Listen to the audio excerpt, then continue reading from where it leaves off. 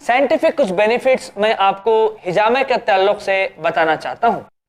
ہمارے جسم کے اندر ایک گیس بنتی ہے جس کو نائٹرک آکسائڈ کہتے ہیں، جس کے پیدا ہونے پر کئی بیماریاں میں انسان مبتلا ہوتا ہے۔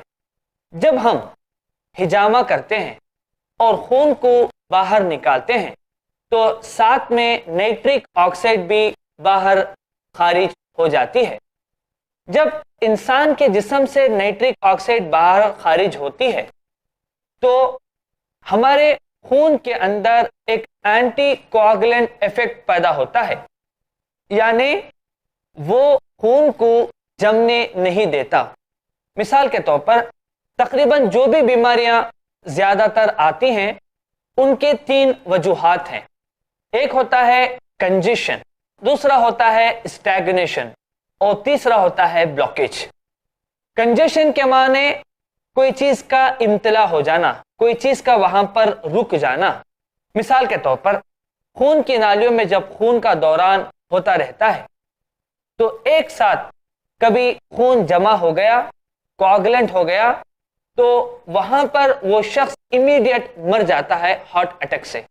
اسی طرح سے دماغ کو سپلائی ہونے والے خون کی مقدار اگر کوئی بلاکیج کی وجہ سے کم مقدار میں پہنچتی ہے تو ہیمیپلیجیا یعنی فالج یا لخوا ہو سکتا ہے۔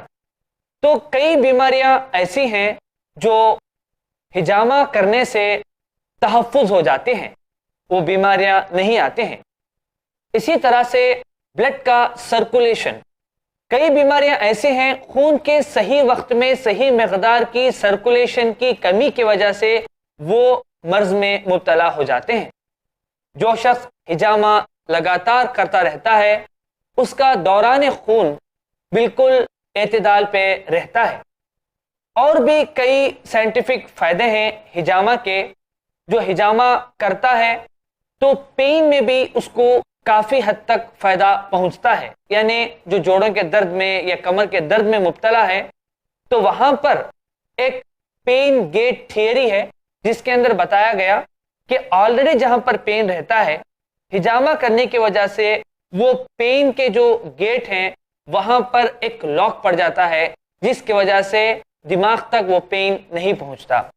تو اللہ کے رسول صلی اللہ علیہ وسلم نے حدیث کے اندر ہجامہ کے تعلق سے ہمیں بتا کے کئی جسمانی امراض سے بچنے کا طریقہ بھی بتایا ہے۔